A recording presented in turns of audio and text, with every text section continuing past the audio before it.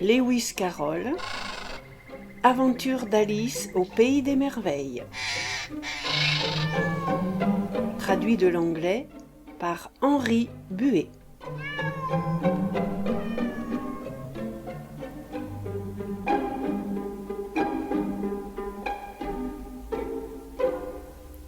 Dédicace. L'auteur désire exprimer ici sa reconnaissance envers le traducteur de ce qu'il a remplacé par des paroles de sa composition, quelques parodies de morceaux de poésie anglais, qui n'avaient de valeur que pour des enfants anglais, et aussi de ce qu'il a su donner en jeux de mots français les équivalents des jeux de mots anglais, dont la traduction n'était pas possible. Notre barque glisse sur l'onde que dore de brûlants rayons. Sa marche, lente et vagabonde, témoigne que des bras mignons, pleins d'ardeur, mais encore novices, tout fiers de ce nouveau travail, mènent au gré de leurs caprices les rames et le gouvernail. Soudain, 3 cris se font entendre, cris funestes à la langueur, dont je ne pouvais me défendre par ce temps chaud qui rend rêveur. « Un conte! Un conte !» disent-elles toutes d'une commune voix.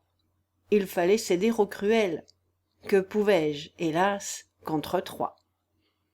La première, d'un ton suprême, donne l'ordre de commencer. La seconde, la douceur même, se contente de demander des choses à ne pas y croire. Nous ne fûmes interrompus par la troisième, c'est notoire, qu'1 fois par minute, au plus. Puis, muette, prêtant l'oreille au conte de l'enfant rêveur, qui va de merveille en merveille, causant avec l'oiseau causeur, leur esprit suit la fantaisie, où se laisse aller le conteur, et la vérité tôt oublie pour se confier à l'erreur. Le conteur, espoir chimérique, cherche, se sentant épuisé, à briser le pouvoir magique du charme qu'il a composé, et, tantôt, voudrait de ce rêve finir le récit commencé. Non, non, c'est tantôt, pas de trêve, est le jugement prononcé. Ainsi, du pays des merveilles se racontèrent lentement les aventures sans pareilles, incident après incident. Alors, vers le prochain rivage, où nous devions tous débarquer, rama le joyeux équipage. La nuit commençait à tomber. Douce Alice, acceptez l'offrande de ces gais récits enfantins, et tressez-en une guirlande, comme on voit faire aux pèlerins de ces fleurs qu'ils ont recueillies, et que plus tard, dans l'avenir, bien qu'elles soient, hélas, flétries, ils chérissent en souvenir.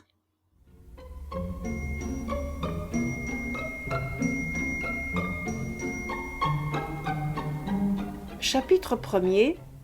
Au fond du terrier. Alice, assise auprès de sa sœur sur le gazon, commençait à s'ennuyer de rester là à ne rien faire. 1 ou 2 fois, elle avait jeté les yeux sur le livre que lisait sa sœur. Mais quoi? Pas d'image? Pas de dialogue? La belle avance, pensait Alice, qu'un livre sans images, sans causerie. Elle s'était mise à réfléchir. Tant bien que mal, car la chaleur du jour l'endormait et la rendait lourde. Se demandant si le plaisir de faire une couronne de marguerites valait bien la peine de se lever et de cueillir les fleurs, quand tout à coup un lapin blanc aux yeux roses passa près d'elle. Il n'y avait là rien de bien étonnant, et Alice ne trouva même pas très extraordinaire d'entendre parler le lapin qui se disait « Ah, j'arriverai trop tard !» En y songeant après, il lui sembla bien qu'elle aurait dû s'en étonner, mais sur le moment, cela lui avait paru tout naturel. Cependant, quand le lapin vint à tirer une montre de son gousset, la regarda, puis se prit à courir de plus belle, Alice sauta sur ses pieds, frappée de cette idée que jamais elle n'avait vu de lapin avec un gousset et une montre. Entraînée par la curiosité, elle s'élança sur ses traces à travers le champ, et arriva tout juste à temps pour le voir disparaître dans un large trou au pied d'une haie. Un instant après, Alice était à la poursuite du lapin dans le terrier, sans songer comment elle en sortirait. Pendant un bout de chemin, le trou allait tout droit, comme un tunnel, puis tout à coup, il plongeait perpendiculairement d'une façon si brusque qu'Alice se sentit tomber comme dans un puits d'une grande profondeur, avant même d'avoir pensé à se retenir. De deux choses l'une, ou le puits était vraiment bien profond, ou elle tombait bien doucement, car elle eut tout le loisir, dans sa chute, de regarder autour d'elle et de se demander avec étonnement ce qu'elle allait devenir. D'abord, elle regarda dans le fond du trou pour savoir où elle allait, mais il y faisait bien trop sombre pour y rien voir. Ensuite, elle porta les yeux sur les parois du puits et s'aperçut qu'elles étaient garnies d'armoires et d'étagères. Çà et là, elle vit pendues à des clous des cartes géographiques et des images. En passant, elle prit sur un rayon un pot de confiture portant cette étiquette « Marmelade d'orange ». Mais à son grand regret, le pot était vide. Elle n'osait le laisser tomber dans la crainte de tuer quelqu'un.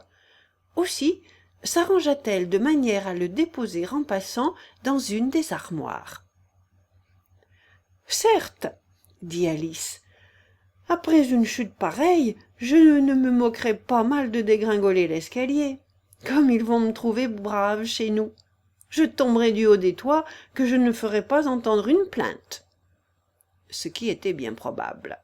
« Tombe, tombe, tombe !»« Cette chute n'en finira donc pas. Je suis curieuse de savoir combien de milles j'ai déjà fait, » dit-elle tout haut. « Je dois être bien près du centre de la terre. Voyons donc, cela serait à 4000 milles de profondeur, il me semble. » Comme vous voyez, Alice avait appris pas mal de choses dans ses leçons.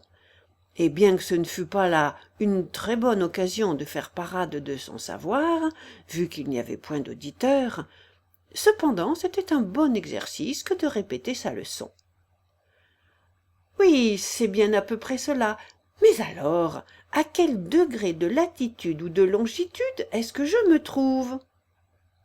Alice n'avait pas la moindre idée de ce que voulait dire latitude ou longitude, mais ces grands mots lui paraissaient beaux et sonores. Bientôt, elle reprit. « Si j'allais traverser complètement la terre, comme ça serait drôle de se trouver au milieu de gens qui marchent la tête en bas. Aux antipathies, je crois. » Elle n'était pas fâchée cette fois qu'il n'y eût personne là pour l'entendre, car ce mot ne lui faisait pas l'effet d'être bien juste. « Mais j'aurais à leur demander le nom du pays. »« Pardon, madame, est-ce ici la Nouvelle-Zambie ou l'Australie ?» En même temps, elle essaya de faire la révérence. Quelle idée, faire la révérence en l'air. Dites-moi un peu, comment vous y prendriez-vous ? Quelle petite ignorante, pensera la dame quand je lui poserai cette question. Non, il ne faut pas demander cela. Peut-être le verrai-je écrit quelque part. Tombe, tombe, tombe. Donc Alice, faute d'avoir rien de mieux à faire, se remit à parler. Dinah remarquera mon absence ce soir, bien sûr. Dinah, c'était son chat. Pourvu qu'on n'oublie pas de lui donner sa jatte de lait à l'heure du thé. Dinah, ma minette, que n'es-tu ici avec moi? Il n'y a pas de souris dans les airs, j'en ai bien peur. Mais tu pourrais attraper une chauve-souris, et cela ressemble beaucoup à une souris, tu sais. Mais les chats mangent-ils les chauves-souris? Ici, le sommeil commença à gagner Alice. Elle répétait, à moitié endormie, « Les chats mangent-ils les chauves-souris? Les chats mangent-ils les chauves-souris? Et quelquefois, les chauves-souris mangent-elles les chats? Car vous comprenez bien que, puisqu'elle ne pouvait répondre ni à l'une ni à l'autre de ces questions, peu importait la manière de les poser. Elle s'assoupissait et commençait à rêver qu'elle se promenait, tenant Dinah par la main, lui disant très sérieusement: « Voyons, Dinah, dis-moi la vérité, as-tu jamais mangé des chauves-souris ?» Quand tout à coup, pouf, la voilà étendue sur un tas de fagots et de feuilles sèches. Et elle a fini de tomber. Alice ne s'était pas fait le moindre mal. Vite, elle se remet sur ses pieds et regarde en l'air. Mais tout est noir là-haut. Elle voit devant elle un long passage et le lapin blanc qui court à toutes jambes. Il n'y a pas un instant à perdre. Alice part comme le vent et arrive tout juste à temps pour entendre le lapin dire, tandis qu'il tourne le coin: « Par ma moustache et mes oreilles, comme il se fait tard !» Elle n'en était plus qu'à 2 pas. Mais le coin tourné, le lapin avait disparu. Elle se trouva alors dans une salle longue et basse, éclairée par une rangée de lampes pendues au plafond. Il y avait des portes tout autour de la salle. Ces portes étaient toutes fermées, et après avoir vainement tenté d'ouvrir celle du côté droit, puis celle du côté gauche, Alice se promena tristement au beau milieu de cette salle, se demandant comment elle en sortirait. Tout à coup, elle rencontra sur son passage une petite table à 3 pieds, en verre massif, et rien dessus qu'une toute petite clé d'or. Alice pensa aussitôt que ce pouvait être celle d'une des portes. Mais hélas, soit que les serrures fussent trop grandes, soit que la clé fût trop petite, elle ne put toujours en ouvrir aucune. Cependant, ayant fait un second tour, elle aperçut un rideau placé très bas et qu'elle n'avait pas vu d'abord. Par derrière se trouvait encore une petite porte à peu près 15 pouces de haut. Elle essaya la petite clé d'or à la serrure, et, à sa grande joie, il se trouva qu'elle y allait à merveille. Alice ouvrit la porte, et vit qu'elle conduisait dans un étroit passage à peine plus large qu'un trou à rats. Elle s'agenouilla, et, jetant les yeux le long du passage, découvrit le plus ravissant jardin du monde. Oh, qu'il lui tardait de sortir de cette salle ténébreuse et d'errer au milieu de ces carrés de fleurs brillantes, de ces fraîches fontaines. Mais sa tête ne pouvait même pas passer par la porte. « Et quand même ma tête y passerait, » pensait Alice. « À quoi cela servirait-il sans mes épaules ? Oh, que je voudrais donc avoir la faculté de me fermer comme un télescope. Ça se pourrait peut-être, si je savais comment m'y prendre. » Il lui était déjà arrivé tant de choses extraordinaires qu'Alice commençait à croire qu'il n'y en avait guère d'impossible. Comme cela n'avançait à rien de passer son temps à attendre à la petite porte, elle retourna vers la table, espérant presque y trouver une autre clé, ou tout au moins quelque grimoire donnant les règles à suivre pour se fermer comme un télescope. Cette fois, elle trouva sur la table une petite bouteille, qui certes n'était pas là tout à l'heure.